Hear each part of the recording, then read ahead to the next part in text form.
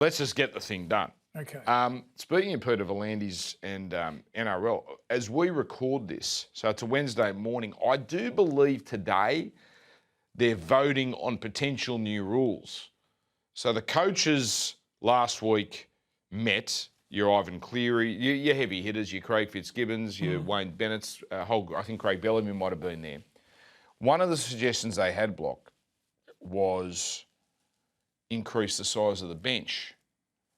So the suggestion might have been, let's go from 17-man squad to 21.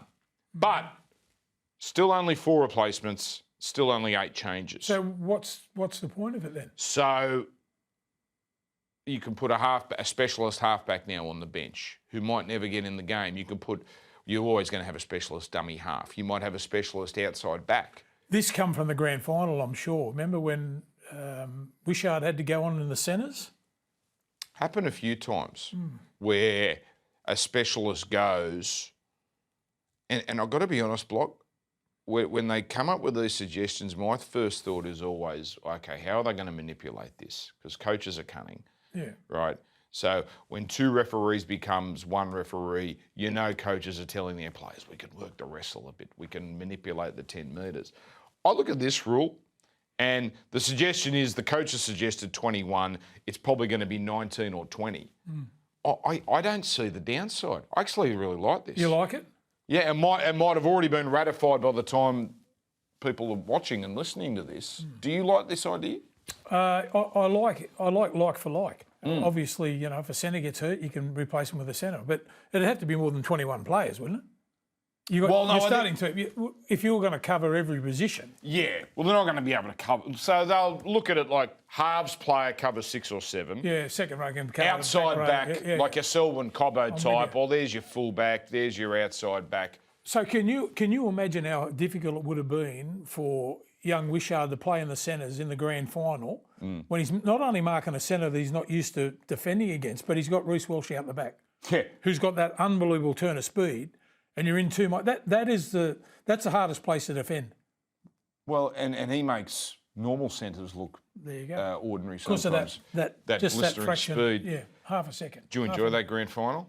I loved it. Yeah, I loved it. Well, and mate, it just showed and proved the Broncos should have lost the 2 semi-finals and the grand final. Yeah. At a pinch, they could have. But they went on and won it. What resilience. We're going to look back at that. That might be the greatest finals run. 16 down against Canberra, 14 down against Penrith. That's what I'm saying. They could have been beaten in any of those games, but they showed that resilience to win. And then the grand final, 10 down. Melbourne are unbelievable. Will we look back at that as saying it's the greatest semi-final series of all time? It wasn't a dud game, innit? Possibly. Well, every Broncos game was unbelievable. Block, I was at Suncorp for the prelim.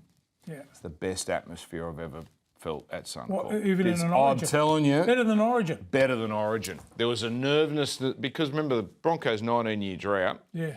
Something about the daytime, something about playing Penrith. Have you ever seen a run like Reece Walsh? Like I know Jared Hayne had that run and all that, but I'm talking big games. The last 3 games, huge games. We're going to talk about one in Ellery Hanley a little later. I will. So that's up there. Jared Hayne, Ben Barber. What's interesting about those ones, right, is they're 8-9 game runs, right? Reece Walsh is 2.5 games. Now he's good leading into the finals too. They're the biggest games of the season. And it's a different. Like, has anyone dominated a finals like him in that 2.5 games? So the first half and a bit against Canberra, and then to the sin bin, that was the negative. And then from the moment he came back on against Canberra. Well, you know how influential he was? They don't win if he doesn't play. Oh, no question. Well, they don't win any of those. Certainly the Canberra game and certainly the grand final.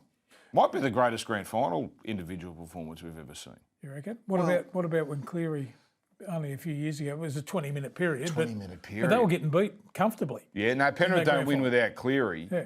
But Cleary made mistakes in the leader. Again, the problem is when you compare these things, right? Yeah, different positions. You're finding negatives where you don't want to find negatives because Cleary's unbelievable in that game. But Reece Walsh was just about perfect.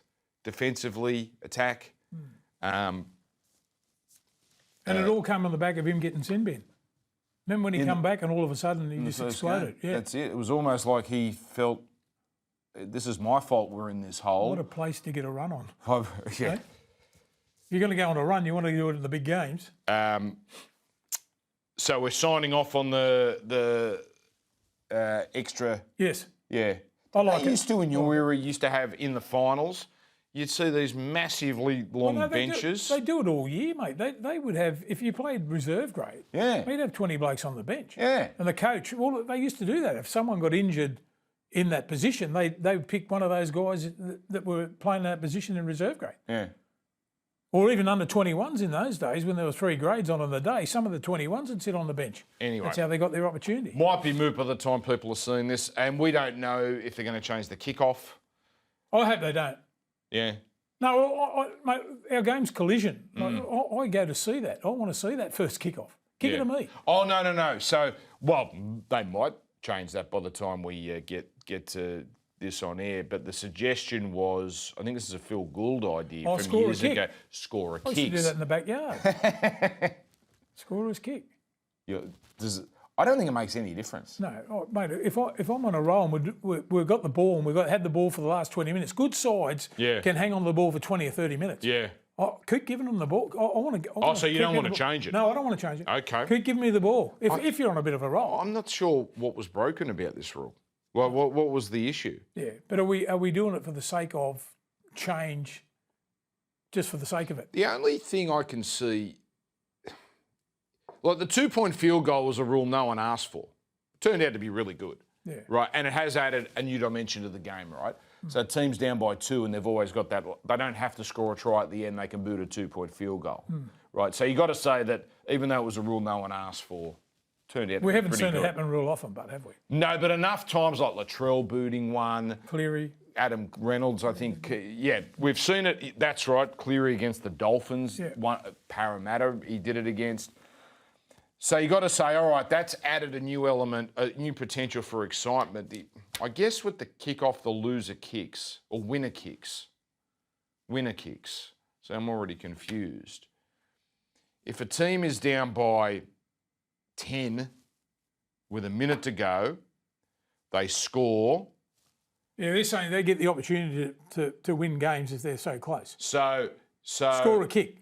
Well, score a kick. So if loser kicks in that, they boot it, and then the team that's down by 10 and now down by 4 or 6 has to go 90 metres, which is unlikely. Yes. At least in this situation, you get a chance. Short, the winner kicks, obviously going to go short. You're 50-50 to get the ball back. And if you're 50-50 to get the ball back, you're 50-50 to get the ball back on about the 40. So you're a much better... I don't know, mate. Is that... I feel like we're gibbering here a bit, Block, even by podcast standards. What? Gibbering? All right. That's why they got us in here.